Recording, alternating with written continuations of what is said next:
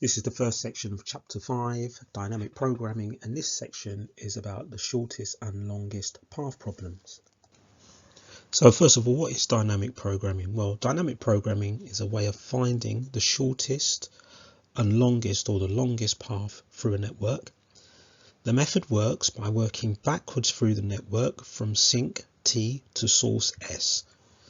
And in this method, we keep a running total as we work backwards through the network, and then we choose the path with the least or greatest weight depending on the type of problem we're trying to solve, whether we're trying to find the shortest or the longest path, or minimize costs or maximize costs, that type of thing, minimizing profits, maximizing profits, those types of problems. So dynamic programming problems typically look like this, or can be represented a network like this. And it's just a couple of things that we need to go through. So as we're working backward through this network, we get to certain points which we call stages. So this first point here, or this first section, which I've highlighted with the purple lines, we would call stage 1 or stage 0. I'll call it stage 1. Then we move on to stage 2, stage 3, and stage 4.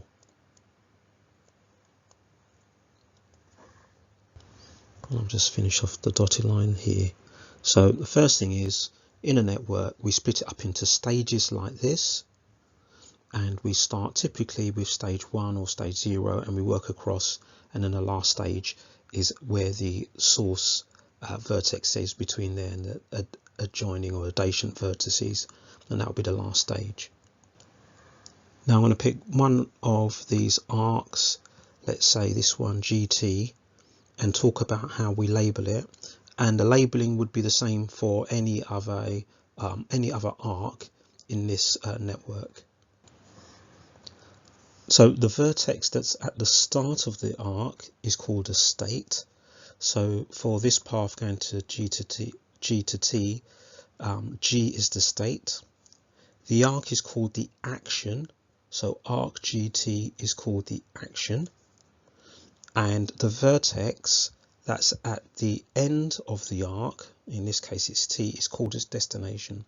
So if I were to highlight a different arc, let's say this one here, the one that goes to B to F, then B would be the state, BF, arc BF would be the action, and F would be the destination.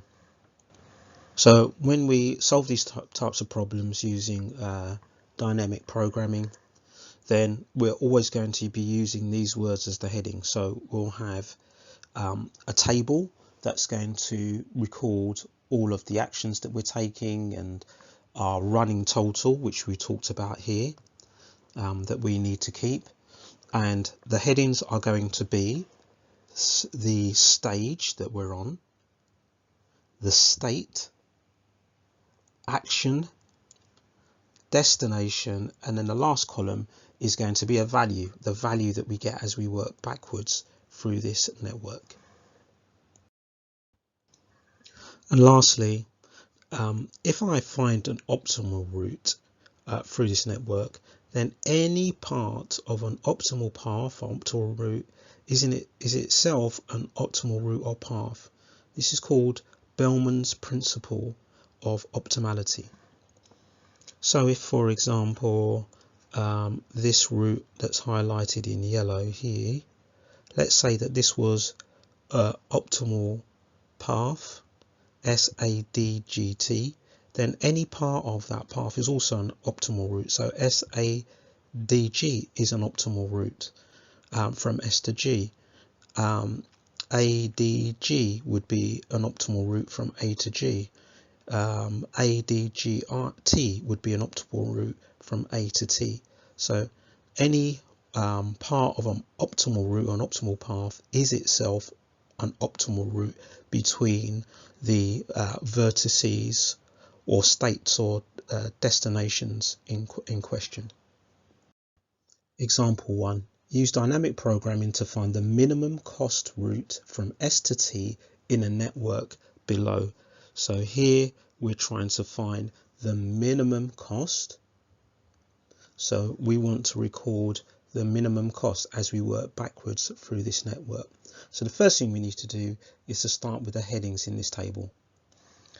So those are stage, state, action, destination and value. So we start in stage 1, so we'll just put that in the table. There's going to be a few rows below this that we're going to be filling in stage 1. And here what we want to do is basically write down all of the states that take us to this destination. So there are 3 states, G, H and I, and their actions are GT, HT and IT, and they take us to a destination of T.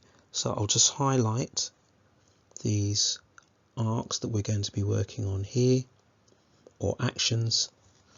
So we use state G, that takes us to T, and the action or the arc is GT. Then we also have a state of I going along the route HT to the destination T, and the last one in stage 1 is going to be I, IT and T.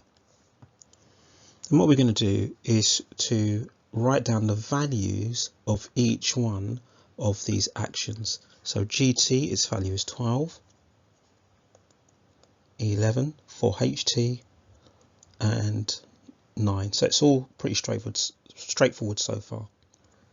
Now as we go through the table, we're going to put little asterisks by the optimal routes. Now in this case, an optimal route is going to be a route with a minimum cost. Now the optimal route from G to T, where there is only one route, that's 12. So that's got to be the optimal cost. So I'll put a little asterisk there. The same with HT, there's no other way of going from H to T that's going to be a lower cost than that. So it's 11, and the same with IT, that is already optimized at 9. And what you'll find is when you do stage 1, that these will always be optimal values. These are going to be starred. Okay, so I'm now going to underline it. I just like to underline it so that I can see the different stages, and I'm now going to move on to stage 2. So I'll get rid of these highlights here and put in the table stage 2. And in stage 2, I'm now going to be writing down the states. So D, E and F are going to be in here. The actions. Now for some of these there are multiple actions to take to get to the destinations G, H and I. So if I were to start with state D, I can see that there are 2 actions that I can take. So I'm going to put D in my table. That's going to require 2 rows here because it's going to be DG and DH, and the destinations this time are going to be G and H. So what we'll do is we'll fill that in actually before we move on. Now what goes here is basically the total weight or cost from D to T, and I want to take the lowest cost, and it's always going to be the one which I've got a star by. So D to G, the action DG itself from my graph is 13, so I'll put that down. Then I need to add another 12 to that to get to T. So I always want to be writing down what is the total cost to get to T, my sink at the end. So it's DG 13 plus 12, that's G to T. So I'm always keeping this running total of the state all the way to the final destination T. And I can see that from my graph that it's going to be DG and then G to T, 13 plus 12. Okay, and what I might do actually is highlight these so you can see where these totals come from. So I've just worked out that route basically. Now I've now got another route which is DH, so I've got that in my column here. I don't need to write the state D again, because they're all going to be like D's, in the same way I didn't need to write lots of ones here, lots of twos. You know, one in the first one is sufficient, and then as long as you underline here, then it's clear where all the separations occur. So it's highlighted here. So action DH is 12 plus H to T, or the shortest path from H to T, and that's going to be 11. So that gives me a total of 23. Next we'll move on to E and the actions from E. So E, we have EG, which will take us to G. Then we have EH, which will take us to H. And then EI, which will take us to I. Now, before I do that, I'll just go back to this route here. Now remember, we're always looking in this case for the minimum cost from S to T. So from D, the minimum cost to T is this one, 23. So I'm going to put like a little asterisk here, or actually over here like this. So 25 or 23 represents the minimum cost if I were to go through D to T, and that route would actually be D to H followed by H to T. Okay, that's the idea of keeping these running totals, so I can then see, right, as I go backward through the network, what is the minimum cost. Right, so let's look at the path that takes us E, G, T like this. So I can see that the weight, the cost of E to G is 14, so that's going to go in my table, plus the minimum cost of G to T, which I've got here, which is 12. So that gives me 26. Moving on to the next path, which is going to be EH and then H to T. So EHT like this. So I can see the cost of E to H is 10. So I'll put that in 10. And then the minimum cost from H to T here is 11. So 10 plus 11 is 21. And then the last one is going to be E, I, and then I to T. So the cost of E to I is 11. So 11 plus the minimum cost from I to T, which is 9. So that gives me a total of 20.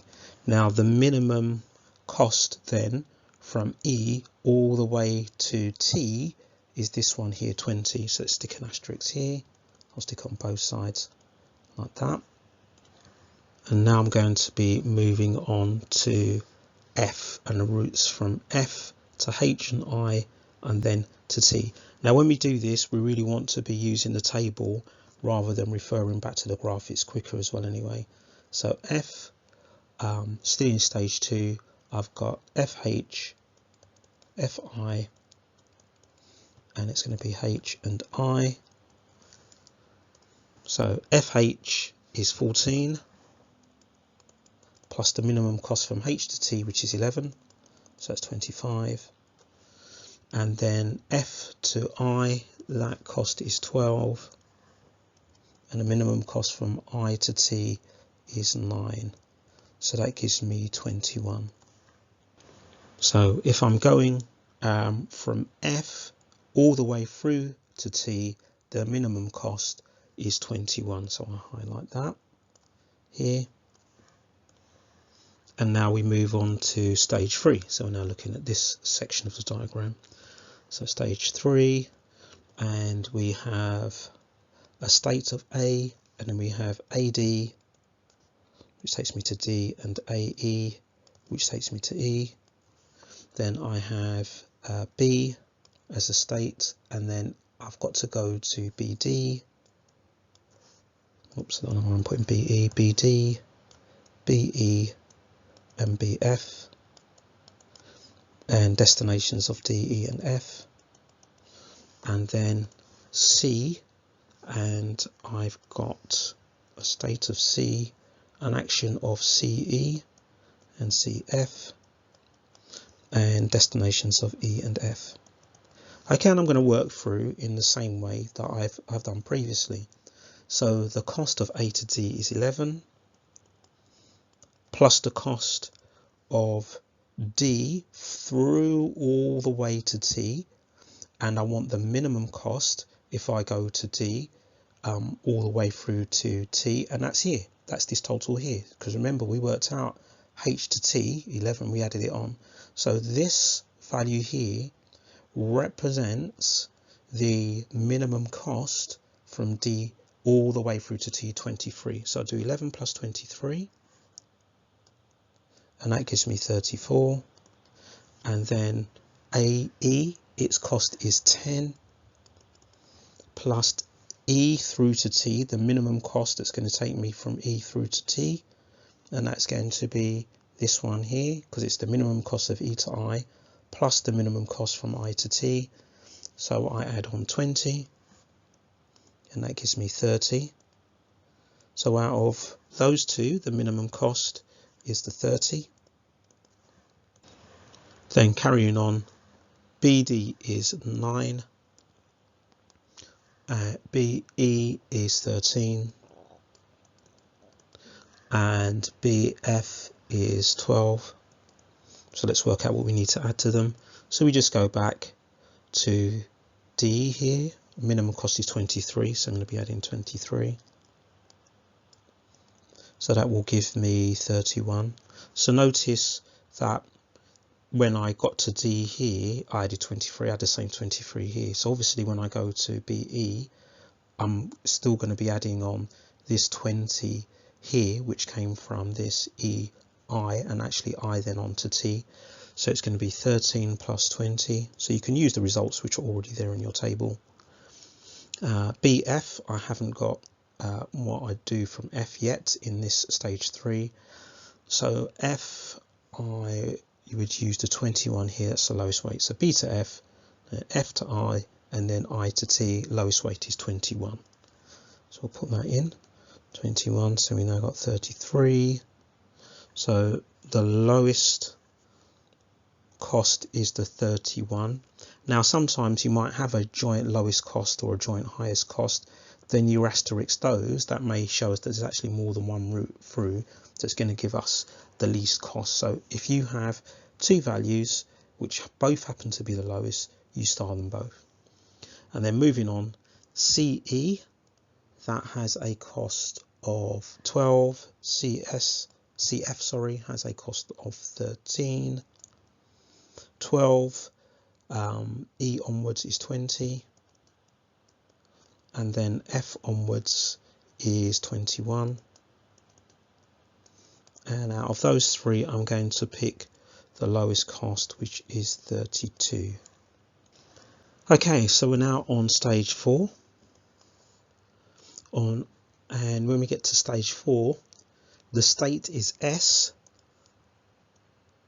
and then we've got 3 destinations, A, B, and C, and we get there by doing SA, SB, and SC. A, B, and C, and we're going to do the same thing again, and then add on the lowest totals that we have from before, the lowest cost. So the weight of SA is 10,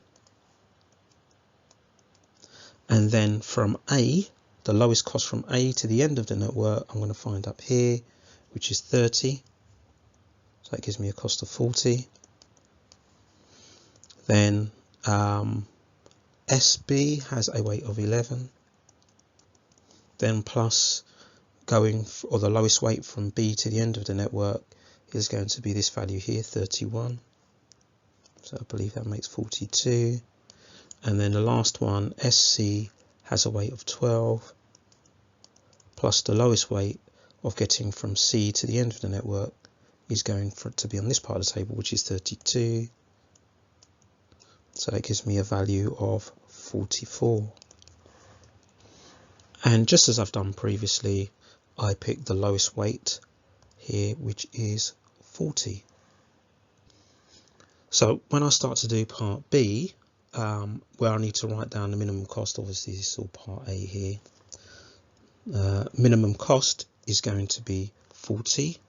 Minimum cost equals 40, and that was this value here.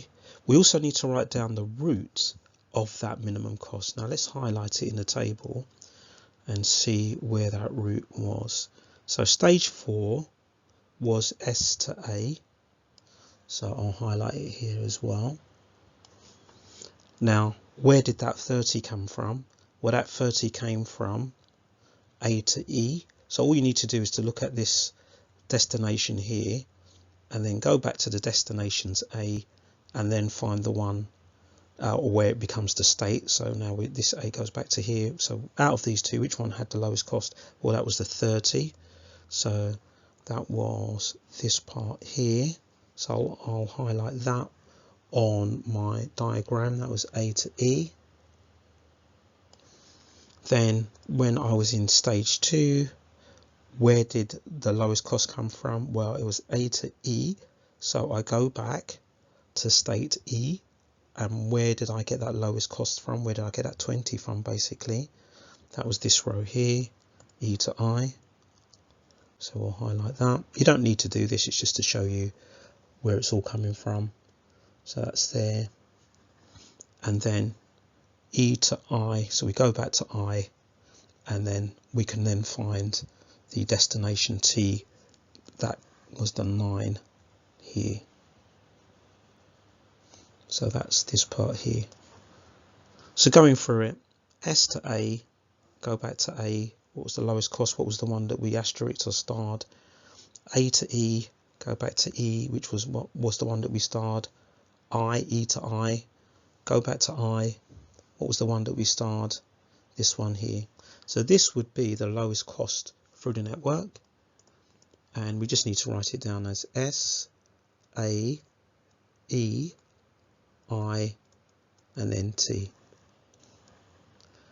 Now we just need to write down the minimum cost of the route from S to I.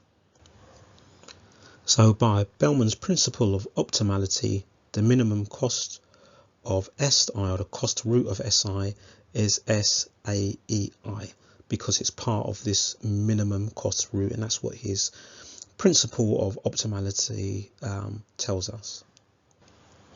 And if we were asked to find the minimum cost of that route, that would be 10 plus 10 plus 11. So basically take away 9 from this 40, so it would be 31. 10 plus 10 plus 11, 31. Example 2. Use dynamic programming to find the maximum cost route from S to T in a network below. So this time we're finding the maximum cost. So this time when we fill in the table, we're going to be putting an asterisk, a star, beside the maximum costs rather than the minimum ones that we did in the last example. So the first thing that we need to do on this question is divide it up into stages. If it's not labelled, you need to do that. So we have stage 1 here, stage 2, stage 3, and then stage 4. Now we'll fill in the headings on the table, and that is stage, state, action, destination, and value. So I'm going to do this one a lot more quickly than the last one. So a lot of things I'm going to fill in automatically rather than go through the whole thing. So we're starting off with stage 1. So I filled in the states, G, H and T, the actions G, T, H, T, I, T, and the destinations, they're all T. Now I'm going to put in the values. And remember, on the first stage, these are all going to be asterisks because these are all going to be optimum routes or maximum costs from the states to the sync node. So all of them are going to have an asterisk beside them. Now I move on to stage 2. And I'm now going to fill in the states, the actions and the destinations. And now I'm going to fill out the values of those. So starting with DG, sorry, that's 13. Then remember, I need to add in this case, the highest cost now from G to T, that's going to be 12. DH has a cost of 12, and the highest cost from H to T is 11. E to G has a cost of 12. I think that's 12 there, or is it 14? No, it's 14, isn't it? That's that one there. So EG is 14, plus the highest cost from G to T, which is 12. And then I'll carry on with the other calculations. So actually, let's add these up first. So we've got 25, 23, 26. I want to highlight the highest cost. Oh, actually, I've gone on to E, haven't I? So the highest cost from T is going to be 25. So I want the highest cost this time. So I'll highlight that one, the 25. Let's finish off E. So E to H. This one here looks like, this one here, which is 10. Plus the highest cost from H, which is 11. So that's 21. E to I. E to I has a cost of 11. Plus the highest cost from I to T, which is 9. So 20. Now the highest cost from E is going to be the 26. So I'll highlight that one. And then we'll move on to the last part of stage 2, which is going to be F. F to H, which has a cost of 14, plus H to T, which is 11. And then F to I, which has a cost of 12, plus I to T, which is 9. So that's a cost of 21. Again, I'm looking for the highest cost from F, and that is going to be the 25. Right, moving on to stage 3. So I'll now fill in those values, those costs, and highlight the highest value. Right, so these are all the costs here, the values here. Now notice that with root A, they're both tied. So we have two highest costs. So we asterisk both of them. Root B or state B, we have one highest cost of 39. And from C, we have, again, tied highest costs. So we asterisk both of them. Now we move on lastly to stage 4. So here is the state, which is S, the actions, and the destinations are just going to be A, B and C. Now fill in the values. Right, now what I see is that I've got tied highest cost here. So this gives me two roots that are going to give me the maximum cost and the roots of those maximum costs. So let's start with the root here that goes through S and B. So that's going to be S, B, and we just follow the asterisk back. So we go back to state B. What was the highest cost there? That was E, so it's E next. So E, we go back to E here, find the highest cost. That was the 26, that took us to G. And moving up, G, going here, that takes us to T. So that's one root that we found, S, B, E, G, T. So let's just highlight that on my network here, S, B, E, whoops, let's use the right part, S, B, E, G, T. Okay, what I'll do is I'll colour code it. So there's that one there. Now we'll go the route that takes us through C, so it's going to be S, C. Now C, if we go back to here, we've got basically two routes here, haven't we? So we can go to E or we can go to F. So let's write both of those down. So S, C, F, and we'll do each one in turn. I guess what I could do, I could write SC and then E and F that way. and then write them down, but I'll actually write them down as I go along. So SCE, let's take the E root. So SCE root here, so that takes us back to this one here, G, and then from G back to T. So SCEGT, let's highlight that one. Oops, let's highlight it rather than write all over it. So SCEGT,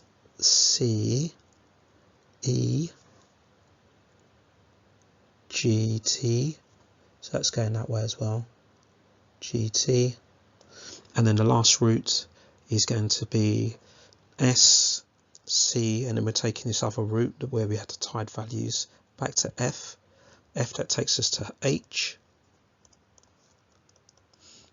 and then H will go back here, that will take us to T. So SCFHT, so let's have a look at see where that is. SCF, and then HT, so that's this root here, so I'll highlight that one. So all of these have a cost of 50. Example 3. Use dynamic programming to find, first of all, the shortest route between S and T, and we want to state the route and its length in each case. So we put the headings in our table and we divide the network up into stages. So this is the first part of the table filled in. Now we'll fill in the values. Now moving on to stage 2. So these are the states, the actions and destinations. We'll now work out the values, and in this case remember we're working out the least cost because we want to find the shortest route. Right, so these are all my values filled in. Let's find the lowest one from each state. So D, the lowest one is going to be 59, so just asterisk that. From E, the lowest one is going to be 61, and from F, the lowest one there's going to be 62. Right, let's move on to stage 3. Right, so these are my values filled in using the lowest cost that I've identified above. So now we'll find the lowest cost from A, that's going to be 78, so I'll highlight that one.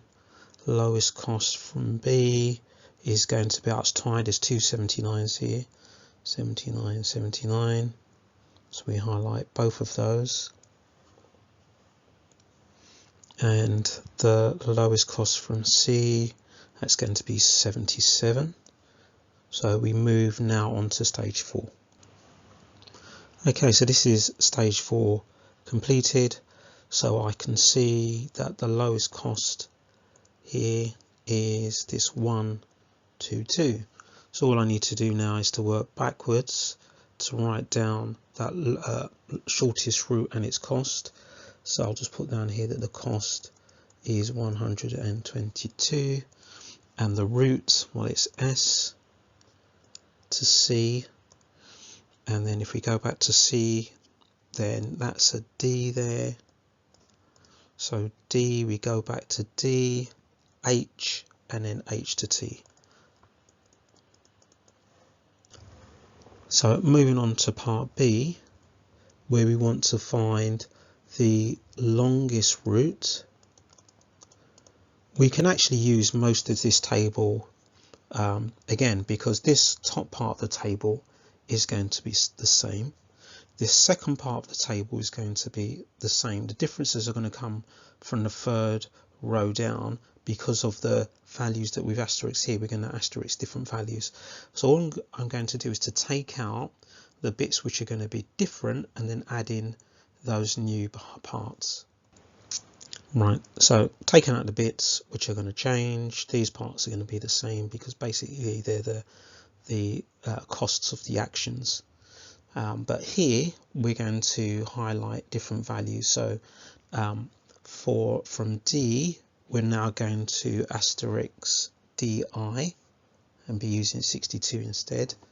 from state E, we'll be highlighting EG with 63, so we're looking for the highest cost this time. And then from state F, we're going to be highlighting 63. Sorry, 64, not 63. Wasn't looking properly. Okay, so now these are the values that we're going to be adding on in stage 3. So it's going to be 62, 63, 64, and the same down here, 62, 63, 64, 62, 63, 64. So I filled in what the new totals are. Let me highlight my largest value, so 86 AF, and then I've got tied one here, 82 BD and BE, and then from C, state C, that highest one's going to be 84. So the values that are now add on are going to be 86, 82, 84. So 86, 82, 84. Let's work out those totals.